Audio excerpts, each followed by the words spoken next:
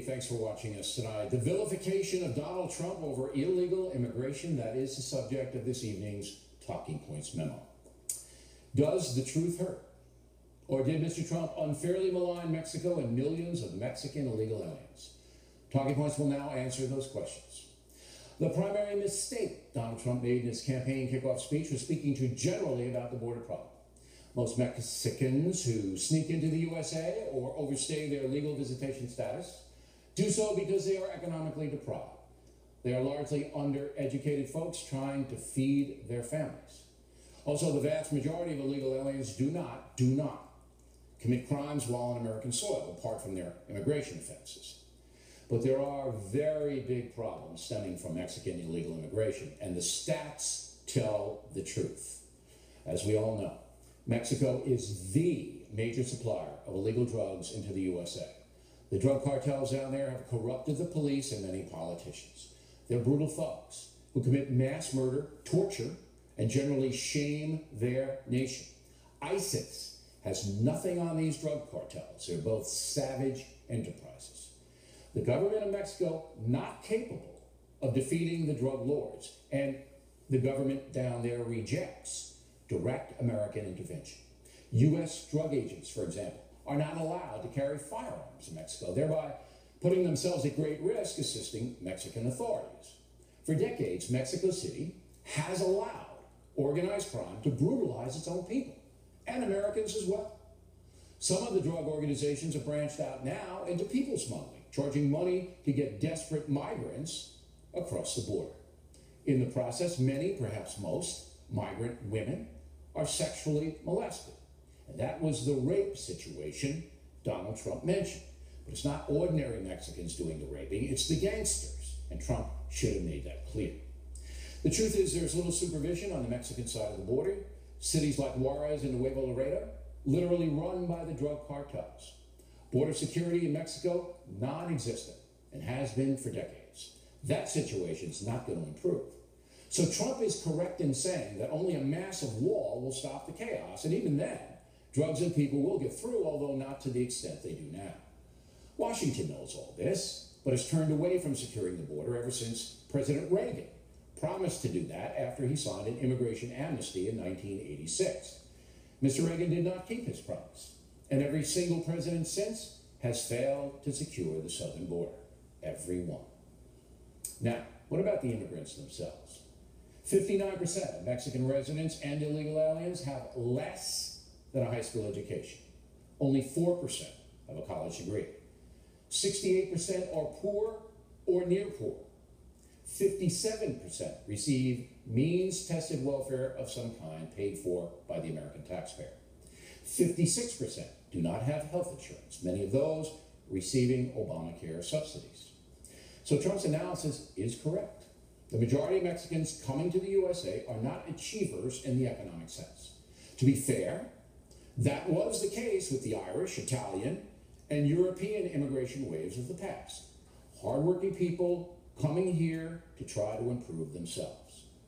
But here is the dangerous part now.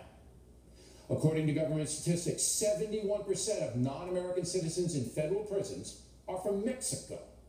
Colombian nationals second, just 4%. Mexican criminals represent a whopping 16% of all convicts serving time in federal penitentiaries. That's a huge burden on the American taxpayer and a dangerous situation for we the people. Like 32-year-old Kate Steinle. Last Wednesday, Kate was walking with her father in San Francisco, enjoying the evening, when she was shot dead on the street for absolutely no reason at all. Police say 45-year-old Francisco Lopez Sanchez, an illegal alien from Mexico, murdered Kate.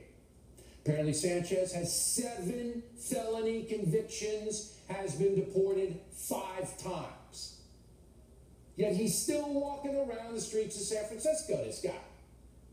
That's because Mayor Ed Lee and the 11 members of the San Francisco City Supervisors refused to cooperate with the federal government on criminal aliens. The feds asked the city of San Francisco to keep Sanchez in custody. The city refused. Ms. Steinle paid for that irresponsible and unconstitutional decision with her life. San Francisco is a sanctuary city and proud of it. And violent crimes committed by criminal aliens have happened there before. City authorities refuse to say how many because they know it's a huge scandal, a black mark on the history of San Francisco, the most tolerant of cities. The family of Kate Steinle asking for calm, not vengeance. But talking points is not as charitable. In 1996, President Bill Clinton signed the Illegal Immigration Reform and Responsibility Act, which stipulated that local and state authorities were to cooperate with the feds in apprehending illegal aliens, especially criminals. In 2007, then Mayor Gavin Newsom issued an executive order stating that as a sanctuary city, San Francisco would not cooperate with federal authorities on illegal immigration matters and would protect even criminal aliens. The feds did nothing. In 2010, the Obama administration openly said it would not punish cities that refused to obey the 1996 immigration law. So here's the deal. Here's the deal. The mayor and city supervisors of San Francisco are directly responsible for the murder of Kate Steinle, and the Obama administration is complicit. Attorney General Loretta Lynch could order the FBI today to arrest Mayor Lee and the supervisors for violating federal law. She is within her authority to do that. I know that's not going to happen because racial politics drives the law these days, which is why Trump caught so much hell. The Constitution demands that the federal government protect Americans from foreign intruders. Demands it. Obviously, that responsibility is not being met. And if you point that out, as Trump did, you're a racist, a piñata for the open border crowd to bash. The fact that a felon could be deported 5 times and still be walking around San Francisco should shame Congress. Shame it.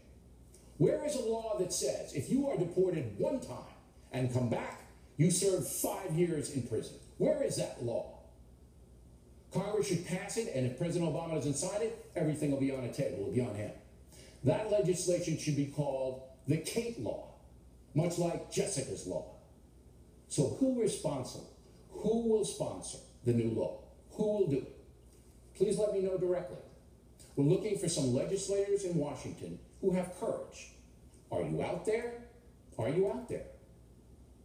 Talking Points is disgusted with the cowardice of our elected officials, from the crazy left San Francisco people to the president to the Congress.